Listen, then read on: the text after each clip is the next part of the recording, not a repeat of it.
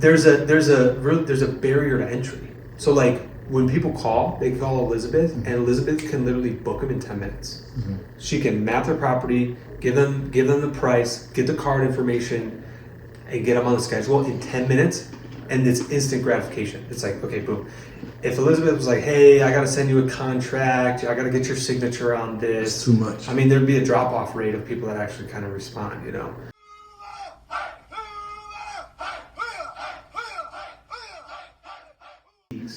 Week, 2 weeks. And then when they stay for the next 4 to 6 months, and that's just an average, right? Some guys stay a year. Some guys don't even last 30 days. Okay, so what if you hire somebody that's already been working for Greco and they already got a license and stuff for weed control?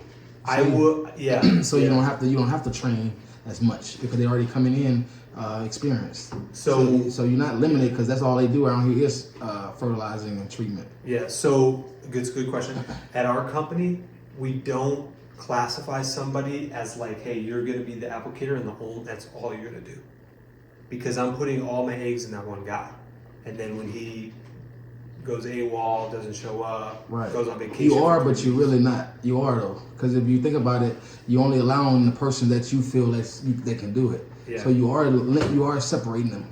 So in a sense. So if I had a guy come from Gecko Green, what I would do is I would say, hey guy, I can like as long as you went through the hiring process and everything, I can promise you the job here, but this is how we do it here. Mm-hmm. Everybody does everything. Everybody gets cross-trained.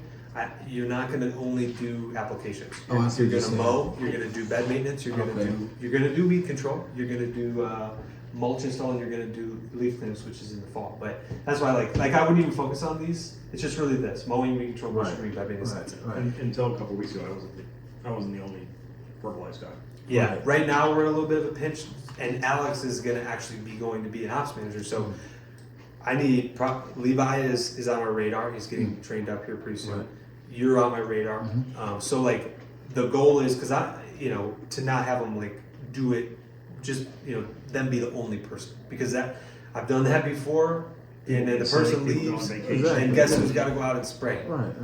Mm-hmm. I don't have time to do that. Right. And I usually check in with you guys every once in a while too, to make sure that I'm putting you guys in a position that you guys are enjoying. Mm-hmm. So like we had trained Zach for a day or two on sprays, and you could tell he wasn't enjoying it as much. Right. But I've had him on landscapes, and landscapes I think are a good switch up for him every once in a while. Mm-hmm. But he actually enjoys mowing. He enjoys doing it. Two key points on this. I think, and I want to kind of hear your guys' feedback. This one I'm kind of open and kind of here. So 2 things. Number 1, I think next year, starting January 1st, we only do, I'm leaning towards this, reoccurring services. Mm-hmm. Like if somebody calls and wants a one-time bush and bed maintenance, we say, hey, we're more full service. Like you can have that by itself, but it needs to be reoccurring. Like if you just want bush trimming, we can do that. If you just want bed maintenance, we can do that. Obviously, that's the only thing we're not going to do by itself. They have to have this, because we could build 15 mow crews if we wanted to. So what if I cut my own grass, but I can't do the weed control? So we'll do your weed control. Okay. Yeah. Mowing's the only one that has something attached to it. So I was thinking about this actually today. So the bush and bed maintenance, I think, because I agree, I don't think we should take on one-time like flower bed cleanups, unless they are, after that job's complete, they're going to be serviced every 4 or 8 weeks. Right, for the reoccurring. Yeah. Yes. Yeah, so but there's going to be it doesn't have to necessarily be tied into reoccurring weed control or reoccurring mowing. No, I agree, and that's kind of what I was saying. So like if somebody called and like they mow their own lawn, they do their own weed control, but they're like, I hate pulling weeds. Sure, we can come out. The initial one to get it all cleaned up will be this amount, but after that it'll be this. And that way, because like I know what it feels like to get out there and the bed be like literally grass. Mm-hmm. And to us only do it one time and then never get paid for that again. Like we want to really focus like, okay, let's clean up really good this first time So that way, we're gonna be here every 6 to 8 weeks doing this, and it's gonna be just like with the Nice. mows, right? Right. When you go out there and it's knee high, you're like, oh man, like this is gonna be a lot. But all of our, like, we don't do one-time mow clients. So we only do reoccurring. So like, I almost think for these, we treat them the same way of like, hey, we only Well, do and that's where a reoccurring. lot of the complaints come too with the Yeah. bed maintenance is when we do the one-offs. One-offs, Right. yeah. Yeah, Because I they're agree so with that. bad. Oh, it's so bad now. Everything's going back. Well, it needs to be maintained.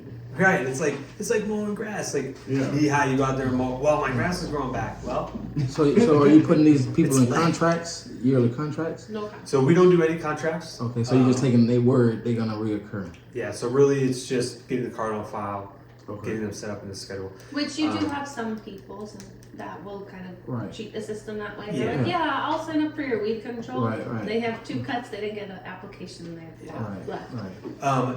The reason why we don't do contracts, The just so you contracts guys is know- good though. They don't like people don't like those. Yeah, Getting people. attached to it. There's a barrier to entry.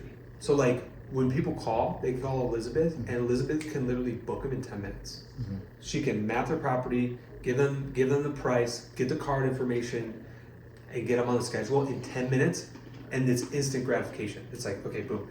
If Elizabeth was like, hey, I gotta send you a contract, I gotta get your signature on It's this, too much. I mean, there'd be a drop-off rate of people that actually kind of respond, but and there's just that kind of barrier. That and it's a 2-way street. So clients may not want to feel stuck with a certain company, Right. but we also don't want to be stuck with certain clients. Right.